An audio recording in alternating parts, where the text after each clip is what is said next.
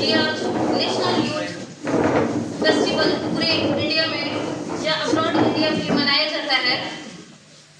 और आप सभी जानते हैं कि आज स्वामी विवेकानंद की जयंती है, जो कि प्रत्येक शिक्षित मनुष्य के लिए उनके बारे में उनके कुछ विचार हैं जो इंसान को पथ निर्माण करने के मार्ग में जितनी भी बाधाएं आती है उन सबको दूर करने का उन्होंने प्रयत्न किया। और उन्होंने न केवल किताबों में लिखा है बल्कि ये सभी उनके प्रत्यक्ष अनुभव थे, जो कि 1893 ईस्वी में उन्होंने विश्व धर्म सम्मेलन में, जो कि शिकागो में आयोजित किया गया था, उस समय में उन्होंने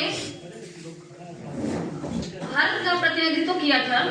बस उनकी यही एक वाणी थी, मेरे प्रिय भाइयों और बहनों, क्योंकि उस समय तक अमेरिकन्स के माइंड में ये चीजें नहीं थी कि कोई हमें भाइयों और बहनों कहकर भी संबोधित कर सकता है।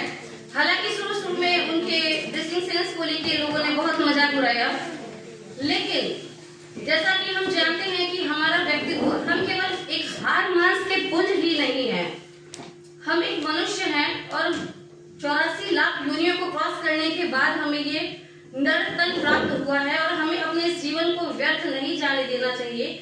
और उन्होंने हमें कर्म योग का सिद्धांत दिया है।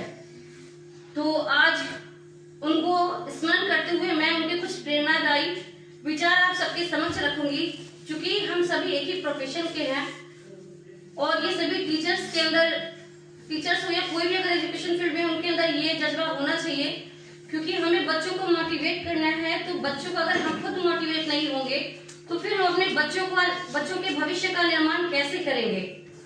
तो उनके कुछ शब्द हैं जो हमें बहुत ज्यादा विल पावर स्ट्रांग बनाने में हेल्प करते हैं किसी भी मोड़ पर। तो आइए हम सुनते हैं उनकी कुछ कई बातों को। विश्वास और शक्ति, विश्वास और शक्ति क्या है?